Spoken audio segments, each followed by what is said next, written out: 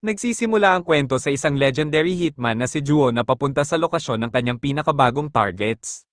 Sinabihan siya ng maaga na may isa o dalawang guards lamang sa lugar, pero nang siya ay aktwal na dumating, nagulat siya nang makita ang napakaraming tao na nakatayo sa paligid. Kahit ganoon, nananatiling kalmado si Juo nang hindi man lang kumikibo at simpleng dinukot ang kanyang bulsa at naglagay ng sigar sa kanyang bibig. At nang may isang lalaki na lumapit at tinanong siya kung sino ba talaga siya, mabilis na hinugot ni Juo ang kanyang baril at agad siyang binaril sa mismong lugar nang walang kahit anong pag-aalinlangan. Ang natitirang mga tao ay sabay-sabay na lumapit at sinubukang atakihin si Juo bilang tugon, pero inilabas lamang niya ang kanyang 9mm at isa-isa silang pinabagsak nang hindi man lang pinagpawisan. Isa sa mga pangunahing targets ay agad nakilala si Juo bilang ang legendary hitman na kilala sa pagiging handang pumatay ng kahit sino basta tama ang presyong inaalok. Kaya agad itong tumakbo papunta sa safe, kinuha ang pinakamaraming mahahalagang bagay na kaya niyang dalhin, at pagkatapos ay nagsimulang tumakbo para iligtas ang kanyang buhay. Pero nakita ni Juo ang kanyang galaw at inilabas ang kanyang paa sa tamang oras upang matisod ang lalaki at pabagsakin ito ng malakas sa sahig. Kalmadong itinuwid ni Juo ang lalaki, sinasabing pinupuntirya lamang niya ang mga taong personal niyang itinuturing na tunay na hindi na kayang tabyusan at lampas na sa anumang pagligtas. Nagmadaling bumawi ang lalaki at mabilis na sinubukang maglabas ng baril upang barilin si Juo. Pero si Juo ay nakatayo na pala mismo sa likod niya at agad siyang pinabagsak gamit ang isang malakas na suntok diretso sa tiyan na tuluyang nagpatambas sa kanya. Matapos maayos ang lahat, dumating ang disposal unit upang asikasuhin ang paglilinis.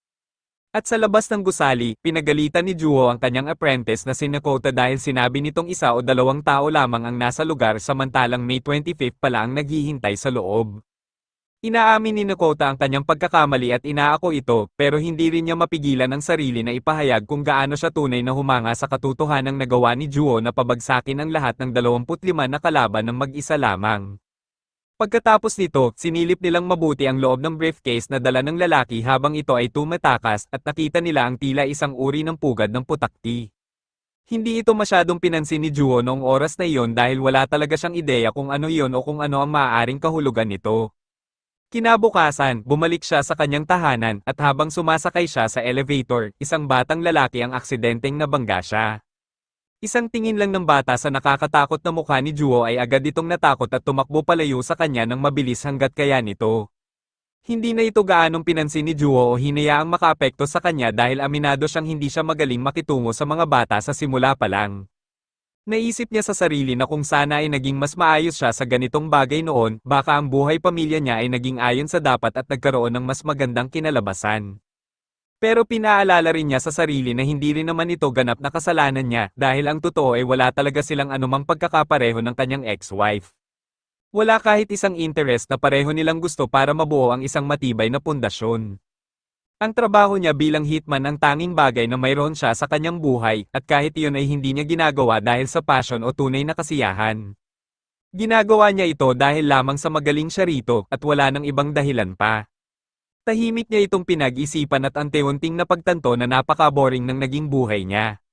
Maya-maya, dumating si Nakota sa kanyang apartment kaya lumapit si Juho upang kausapin siya, pero doon ay biglang may isang putakti na lumipad palapit at tinusok siya mismo sa leeg. Nagdulot ito ng matinding sakit na mabilis na kumalat sa kanyang katawan, at matapos ang ilang sandali ng pagdaing at paghihirap, tuluyan siyang bumagsak sa sahig. Makalipas ang ilang oras, nagising siya sa isang laboratorio na pinapatakbo ng kanyang ex-wife na si Eri. Ang Zhuang Assassin Company na pinagtatrabahuhan ni Juho, at kasalukuyan siyang nasa kanilang science division. Ipinaliwanag ni Eri na ang dahilan ng kanyang pagkawala ng malay ay ang laso ng putakti, at agad itong naintindihan ni Juho dahil siya mismo ang nagdala ng pugad ng putakti mula sa kanyang huling trabaho. Pagkatapos nito, binigyan siya ng salamin at sinabi na ngayon lang din niya nalaman ang tungkol dito, pero ang kumpanyang may kinalaman sa kanyang target ay isang firm na nagsasagawa rin ng research tungkol sa genetic manipulation sa mga living organisms, kaya sa madaling salita, ang tumusok sa kanya ay hindi isang ordinaryong putakti. Tiningnan ni Juho ang sarili niya sa salamin at lubos siyang nagulat nang makita na mukha siyang mas bata ng buong 20 taon kumpara dati. Tinanong niya kung makakabalik pa ba siya sa dati niyang anyo, pero hindi rin sigurado si Eri, kaya ang magagawa lang nila sa ngayon ay bantayang mabuti kung paano magde-develop ang sitwasyon. Bigla namang nakatanggap ng tawag si Juho mula sa kanyang boss, at nang magsalita siya, agad na nagulat ang boss niya sa taas ng kanyang boses ngayon. Inamin ni Juwon na naging kakaiba na ang mga nangyayari, pero sinabi niyang kaya pa rin niyang isagawa ang anumang trabaho na ibibigay sa kanya. Inasahan na ito ng kanyang boss, kaya sinabi nitong may perpektong assignment siya para sa kanya, at iyon ay ang pagpasok sa isang middle school. Agad na napatigil si Juwo sa narinig, at ipinaliwanag ng boss niya na balak niyang enroll ang kanyang anak na babae sa isang partikular na private middle school sa darating na taon, kaya gusto niyang pumasok si Juwo roon at imbestigahan ang lugar mula sa loob. Labis na nainis si Juwo dahil mas parang babysitting ito kaysa sa tunay na assassinating, pero sinabi ni Iri na mukhang bagay naman ito dahil nag-drop out si Juwo noon sa middle school. Ilang sandali siyang nagdalawang isip pero nang marinig niyang malaki ang bayad, agad siyang pumayag. Makalipas ang ilang araw, bago ang unang araw ni Juwo sa school, naghanda si Nakota ng isang pares ng salamin na may built-in cameras at microphones upang matulungan niya si Juwo mula sa labas sakaling magkaroon ito ng problema habang nasa misyon. Bago umalis si Juwo, sandali niyang inamin sa sarili kung gaano kalaking sakuna ang buong sitwasyong ito dahil mapapaligiran na naman siya ng mga bata buong araw at talagang hindi niya kayang sikmurain ang mga ito, pero pinili pa rin niyang ituloy dahil sa pera at wala naman siyang karapatang mamili.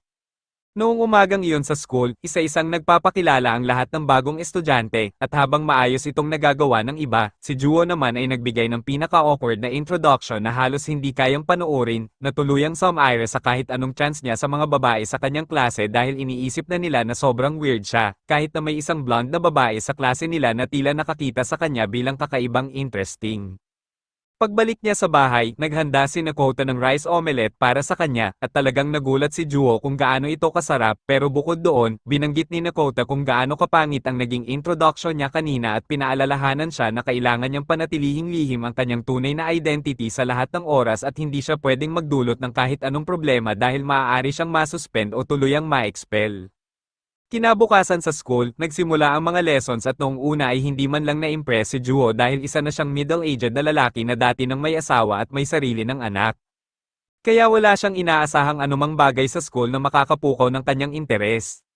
Pero agad siyang napatunayang mali nang madiskubre niya ang konsepto ng negative numbers, dahil buong buhay niya ay iniisip niyang pataas lamang ang mga numero at wala siyang kahit anong ideya na mayroong ganitong bagay, kaya ang pagtuklas nito ay tunay na nakahuli ng kanyang atensyon, at noong bata pa siya ay hindi siya nakatanggap ng kahit anong traditional education dahil direkta siyang inilagay sa training ng organisasyon. Kaya ang maranasan ng pag-aaral ng mga ganitong bagay ay isang bagay na hindi niya kailanman nagkaroon ng pagkakataon na gawin noon. Pagsapit ng hapon, natapos ang mga lessons at hindi maiwasan ni Juwo na makaramdam ng tunay na excitement dahil napagtanto niya na may isang buong mundo ng mga bagay na hindi niya alam na mayroon pala siyang pagkakataong matutunan. Noong gabing iyon matapos ang school, pumasok si Nakota sa kanyang kwarto at nagulat nang makita si Juwo na seryosong nag-aaral kahit na kanina ay tutol na tutol siya sa ideyang iyon, pero ang medyo nakakabahala para sa kanya ay kung gaano kabilis naging matindi ang passion ni Juwo para rito. Kinabukasan ng umaga, isang kahinahinalang lalaki ang nakita na nakatayo sa malayo at nakatingin sa entrance ng school. Sa pagtatapos ng araw na iyon, muling nakaranas si Juwo ng isa na namang araw na puno ng mga kahangahangang bagong bagay na natutunan at tunay siyang na-excite para sa susunod na lesson kinabukasan. Nagdesisyon siyang umuwi pagkatapos, pero doon ay may narinig siyang kakaibang kaguluhan sa malapit kaya lumapit siya upang tingnan kung ano ang nangyayari. Doon niya nakita ang isang athletic na lalaki na may suot na panda mask na kakabagsak lang sa security guard gamit ang isang sipa. Ang mga tao sa paligid ay tila kilala siya bilang Panda Mask at ang mga babae naman ay mas natutuwa pa kaysa natatakot habang inilalabas ang kanilang mga phone para e-record ang buong pangyayari. Ngunit bigla, kumilos si Panda Mask at tumakbo diretso papunta sa parehong dalawang babae na matagal nang may attitude kay Juwo mula nang dumating siya at sinimulan silang harasan ng agresibo. Habang nakatayo si Juwo at nanunood, pinaalalahanan siya ni Nakota kung gaano kasama ang naging trato ng mga babaeng iyon sa kanya at sinabi na hindi naman niya kailangang tulungan ang mga ito dahil hindi naman talaga nanganganib ang kanilang buhay, ngunit sinabi ni Juwo kay Nakota na masyado na siyang mature para umupo lang at tumangging tumulong sa isang tao dahil lang hindi naman niya ito obligasyon. Kaya naghagis siya ng isang eraser sa hangin at pinaputukan ito upang makalikha ng smokescreen para walang makakita kung sino talaga ang nasa likod ng lahat. Pagkatapos ay tinamaan niya si Panda Mask ng isang malinis na atake, at kahit na nagdulot ito ng matinding pinsala, nagulat siya na hindi pa rin ito sapat para tuluyang pabagsakin ito. Ngunit agad niyang naunawaan na may katwiran iyon dahil malaki ang ibinaba ng kanyang lakas mula nang mapunta siya sa mas batang katawan. Bilang huling desperadong hakbang, naglabas si Panda Mask ng isang stick ng dynamite at nagbanta na pasasabugin ang lahat sa lugar, ngunit agad itong sinipa ni Juho diretso sa singit kaya napabagsak ito kaagad, saka itinapon ang dynamite sa hangin at binaril ito bago pa makapagdulot ng anumang pinsala. Nang tuluyang mawala ang usok, nakita ng dalawang babae si Juho na nakatayo sa harap nila at napagtanto nilang siya ang nagligtas sa kanila, ngunit diretsahan itong itinanggi ni Juho at sinabi na may isang random na lalaki ang tumalo kay Panda Mask at nagkataon lang na napadaan siya sa tamang oras, kaya naiwan ang dalawang babae na litong-lito. Kinabukasan sa school, bumalik sa normal ang lahat at abala ang mga kaklase ni Juho sa paggawa ng isang group chat. At ang natitira na lang ay kung isasama ba siya o hindi. Pero nagdadalawang isip sila dahil mukha siyang loner at isang kakaibang tao, ngunit lumapit sa kanya ang dalawang babaeng tinulungan niya kahapon at tinanong kung gusto ba niyang isama sa group chat, at habang ginagawa iyon ay bahagya pa silang namumula habang nagpapasalamat sa ginawa niya para sa kanila, at kahit wala talagang pakialam si Juho kung mapasama man siya sa group chat, ayaw naman niyang biguin ang dalawa matapos siyang personal na lapitan kaya pumayag na rin siyang sumali. Noong gabing iyon, lubos na nagulat si Juho dahil hindi tumitigil ang kanyang phone sa sunod-sunod na notifications mula sa group chat na parang walang balak huminto. Napansin ni Nakota na tila tense si Juho kaya tinanong niya kung gusto ba nitong manigarilyo para kahit papaano ay makalma, pero sinabi ni Juho na tuluyan na niyang itinigil iyon dahil hindi na kaya ng kanyang mas batang katawan ang sigar, at bukod pa rito ay hindi na rin ito kayang uminom ng alak. Sa kabila ng lahat ng iyon, inamin ni Juho na mas magaan at mas maayos ang pakiramdam niya ngayon kumpara sa dati niyang katawan, nagpa siya siyang obserbahan pa muna ang sitwasyon upang makita kung paano pa ito magde-develop, at matapos pag-isipan ang lahat, ibinalik niya ang kanyang atensyon sa paggawa ng kanyang homework. Kinagabihan, habang nag-aaral si Juzo, nakatanggap siya ng tawag mula kay Noren. Sinabi nito sa kanya na ang putakti na tumusok sa kanya ay hindi talaga umiiral sa kalikasan. Ayon sa kanyang mga natuklasan, ito ay artificial na nilikha. Ang kumpanyang responsable rito ay ang Mitsuoka Pharmaceuticals na siyang pangalawang pinakamalaking pharmaceutical company sa Japan. Idinagdag pa ni Noren ang isang mas mahalagang impormasyon. Ang presidente ng kumpanyang iyon ay may anak na babae na nag-aaral sa parehong paaralan ni Juzo at nasa parehong klase pa niya. Ang pangalan niya ay Noren, dahil dito, iminungkahi ni Noren na subukan ni Juzo na makipag-ugnayan sa kanya. Naniniwala siya na maaaring makapagbigay si Noren ng mas maraming impormasyon tungkol sa kung ano talaga ang nangyayari. Kinabukasan, bumalik si Juzo sa kanyang normal at nakakabagot na buhay sa paaralan. Ang dalawang babaeng iniligtas niya noon, sina Takata at Baba, ay nagsimula ng maging mas palakaibigan sa kanya. Hinikayat pa nila siyang maging mas aktibo sa group chat. Sumagot si Juzo ng may pagkailang at sinabing susubukan niya ang kanyang makakaya.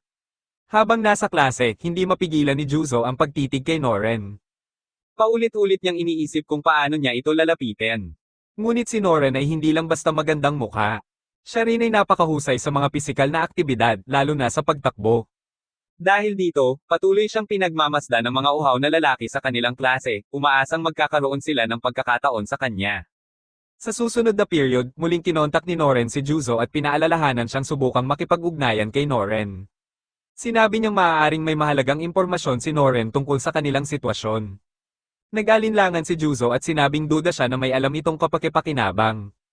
Ngunit iginiit ni Noren na si Noren pa rin ang pinakamagandang pagkakataon nila upang makahanap ng bagong impormasyon.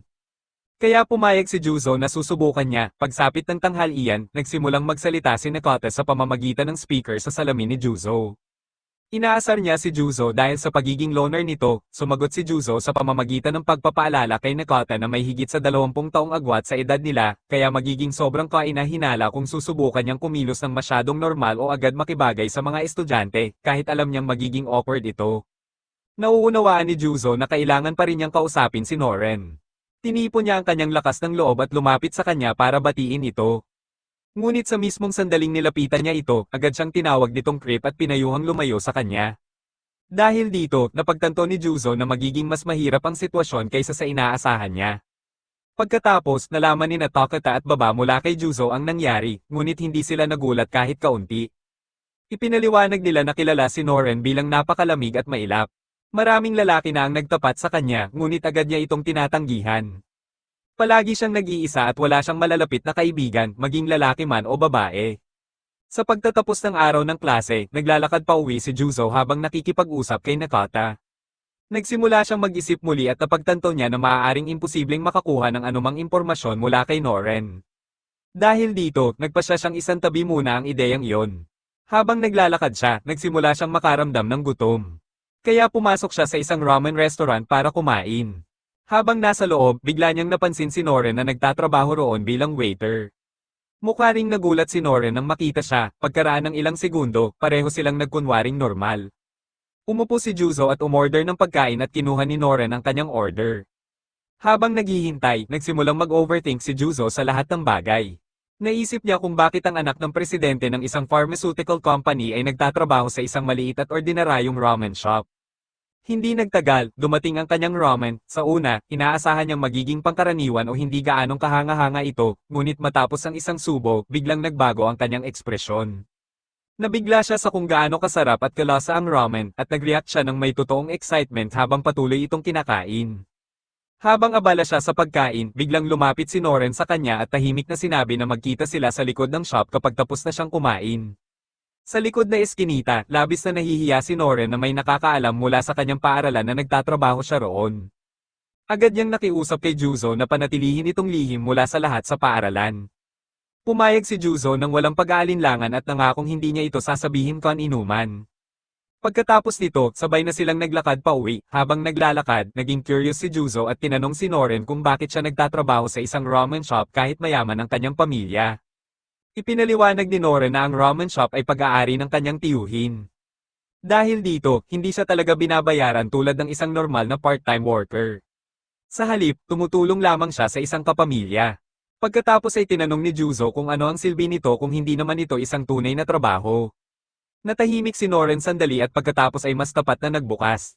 Ipinaliwanag niya na mula pa noong bata siya, palagi na niyang alam kung gaano kayaman ang kanyang pamilya at kung paano siya tinitingnan ng mga tao bilang isang magandang mayamang babae. Ngunit palagi siyang nababagabag nito dahil sa mahigpit at makalumang inaasahan na pilit ipinapataw ng kanyang mga magulang sa kanya. Dahil dito, matagal na siyang may isang pangarap, gusto niyang magbukas ng sarili niyang ramen shop balang araw. Kinamumuhian niya ang makalumang pag-iisip ng kanyang pamilya at nais niyang mamuhay gamit ang sarili niyang kakayahan sa halip na umasa sa kanilang yaman o reputasyon. Nais din niyang ipagpatuloy ang lasa at estilo ng ramen ng kanyang tiyuhin na tunay niyang hinahangaan. Pagkatapos, ipinaliwanag pa ni Noren ang tungkol sa kanyang tiyuhin. Naging ramen chef ito dahil hindi nito gusto ang ideya na ang mga tao ay gumugugol lamang ng oras sa mga kapareho nila ng antas sa lipunan o yaman. Tuwing nalulungkot o nai-stress si Noren noong bata pa siya, simpleng nagluluto lang ng ramen ang kanyang tiyuhin para sa kanya nang walang sinasabi. Kahit walang salita, ang simpleng gawaing iyon ay palaging nagpapagaan ng kanyang pakiramdam at nagbibigay sa kanya ng ginhawa. Matapos marinig ito, sumang-ayon si Juzo sa kanya, sinabi niya na hindi niya kailangang mamuhay ayon sa inaasahan ng kanyang mga magulang dahil lamang anak nila siya. Idinagdag din niya na ang ramen na kinain niya kanina ay talagang napakasarap.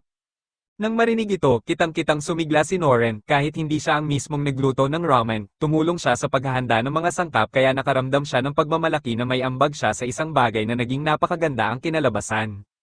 Nagpatuloy silang maglakad ng magkasama hanggang sa makarating sila sa puntong kailangan na nilang maghiwalay. Bago tuluyang umalis, sinabi ni Noren kay Juzo na dahil lang nag-open up siya sa kanya ay hindi ibig sabihin na dapat na siyang kumilos na parang magkaibigan sila o makipag-usap sa kanya ng normal sa paaralan. Tinanggap ito ni Juzo at sinabing naging maganda ang sandaling iyon habang tumagal. Pagkatapos ay nagpaalam siya at nagsimulang umalis. Ngunit sa mismong sandaling iyon, isang van ang biglang huminto sa likod ni Noren. Bago pa siya makariyak, mabilis siyang sinunggaban at hinayla papasok. Agad na umarangkada ang van at mabilis na umalis, sinubukan ni Juzo na habulin ito, ngunit hindi siya sapat na mabilis para makahabol. Huminto siya at nagsimulang mag-isip kung bakit may magkidnap sa isang tahimik na babae tulad ni Noren. Pagkatapos ay naalala niya na ang kanyang ama ay ang presidente ng isang kaina-hinalang pharmaceutical company. Dahil dito, maraming posibleng dahilan kung bakit siya maaaring targetin. Sinakota ay agad ng mino-monitor ang sitwasyon at mabilis na sinuri ang plaka ng van. Ngunit natuklasan niyang ito ay peking plaka, ibig sabihin ay sadyang ginawa ito upang maiwasang matunton o makilala. Napagpasyahan ni Nakota na maaaring huli na ang lahat para mailigtas siya. Kahit narinig yun, tumanggi si Juzo na sumuko, agad siyang nagsimulang tumakbo sa direksyong tinahak ng van. Gumawa siya ng mga nakakabaliw na parkour moves at umakyat sa isang cell tower para makakuha ng mas magandang tanaw sa paligid. Mula roon, nakita niya ang van na nakahinto sa isang red light sa malayo. Hinugot ni Juzo ang kanyang handgun at sinubukang barilin ito. Sinabi ni Nakata na wala itong silbi dahil imposibleng tamaan ang target mula sa ganoong kalayuan. Gayunpaman, maingat na kinalkulan ni Juzo ang anggulo at trajectory at sa halip ay nagpaputok ng isang tracking dart. Direktang tumama ang dart sa van, ngayong may paraan na sila para matrack ito, sinundan ni Juzo ang signal hanggang sa dalhin siya nito sa isang abandonadong gusali. Sa loob, tinanggal ng mga kidnapper ang blindfold ni Noren. Nang makita nila ng malinaw ang kanyang mukha, napagtanto nilang napakaganda pala niya. Isa sa kanila ang nadala at nagsimulang mag-isip na halikan siya. Ngunit biglang dumating ang boss at sinampal siya palayo. Humingi ito ng paumanhin kay Noren para sa masamang asal ng kanyang tauhan at sinabing papatayin niya ito mamaya dahil doon. Pagkatapos, kalmadong tinanong ng boss si Noren tungkol sa lihim ng top secret na bagong gamot na develop ng kumpanya ng kanyang ama. Sinabi niyang alam niyang may impormasyon si Noren tungkol dito. Sumagot si Noren na hindi niya alam ang sinasabi nito. Iginiit ng boss na tigilan na niya ang pagpapanggap at sinabing alam na niyang nagsisinungaling siya. Sa totoo lang, wala talagang ideya si Noren kung ano ang tinutukoy nito at hindi niya naiintindihan ang tungkol sa isang secret drug. Naniniwala pa rin ang boss na nagsisinungaling siya kaya binyantaan itong sisirain ang ramen shop ng kanyang tiyuhin kung tatanggi siyang magsalita. Nagpanik si Noren at nakiusap na huwag itong gawin. Muli niyang isinumpa na wala talaga siyang alam sa tinatanong nito. Sa sandaling iyon, biglang nabaril sa ulo ang boss ni Juzo. Lumingon si Noren sa gulat para makita kung ano ang nangyari, ngunit agad siyang nilagyan ni Juzo ng bag sa ulo upang hindi niya makita ang kanyang mukha o pagkakakilanlan. Ang natitirang mga tauhan ng boss ay naghanda para atakihin si Juzo. Gayunpaman, agad na kumilos si Juzo at isa-isa silang pinabagsak sa pamamagitan ng pagbaril. Rubber bullets lamang ang ginamit niya dahil hindi siya pumapatay ng kahit sino. Kahit technically off the clock siya, mabilis na napagtanto ni Juzo na may iba pang kalaban sa labas. Inilagay niya si Noren sa isang cart upang mailipat siya ng ligtas. Nang may isa pang kalaban na lumitaw, gumawa si Juzo ng isang nakakabaliw na flip move gamit ang cart at agad itong pinabagsak. Habang gumagalaw sila sa hallway, mas maraming tauhan ang nagpapaputok. Ginamit ni Juzo ang cart bilang gumagalaw na cover, initilt ito upang harangin ang mga bala habang patuloy na tumatakbo papunta sa hagdan. Sa stairway, nakasalubong nila ang mas marami pang kalaban, ngunit ginamit ni Juzo ang kanyang sanay na hitman skills upang mabilis silang pabagsakin ng hindi bumabagal. Nang makarating sila sa labas, inisip ni Juzo na tapos na ang lahat. Ngunit biglang muling lumitaw ang boss na nagkamalay na at minaneho ang isang sasakyan diretso sa kanila sa tangkang sagasaan sila. Sinubukan ni Juzo na barilin ang windshield, ngunit napagtanto niyang bulletproof ang salamin. Dahil wala nang ibang opsyon, itinulak niya si Noren palabas ng cart upang mailigtas ito, pagkatapos ay itinulak ang cart diretso sa paparating na sasakyan. Gumamit siya ng isang wooden ornament upang gumawa ng ramp, dahilan upang lumipad ang kotse sa ere at tumalon sa ibabaw nila. Malakas na bumagsak ang sasakyan at namatay ang boss dahil sa impact. Matapos ang lahat, pinasinghot ni Juzo si Noren ng chloroform, dahilan upang mawalan ito ng malay upang tumigil sa pagtatanong o pag-react sa nangyari. Kinabukasan, nagising si Noren sa kanyang kwarto na lubos na nalilito. Iniisip niya kung panaginip lang ba ang lahat ng nangyari. Ngunit nang mapansin niya ang mga marka sa kanyang pulso, agad niyang napagtanto na totoo iyon. Nagsimula siyang mag-isip kung sino ang maaaring nagligtas sa kanya at pinaghihinalaan niyang si Juzo iyon. Nang maglaon sa paaralan, hinarap niya ito at diretsyong nagtanong, ngunit nagkunwari si Juzo na wala siyang alam at kumilos na parang walang ideya. Bago pa niya maituloy ang pagtatanong, casual na sinabi ni Juzo na pupunta na siya roon paminsan-minsan para kumain ng ramen mula ngayon, ngumiti siya ng may kumpiyansa at tinanong kung ililibre ba siya nito ng isang bowl sa susunod, nag-atubili si Noren, ngunit kalaunan ay pumayag ng labag sa loob, iyon ang ikalawang episode, mag-subscribe para hindi ma-miss ang susunod na bahagi at panoorin ang susunod na video.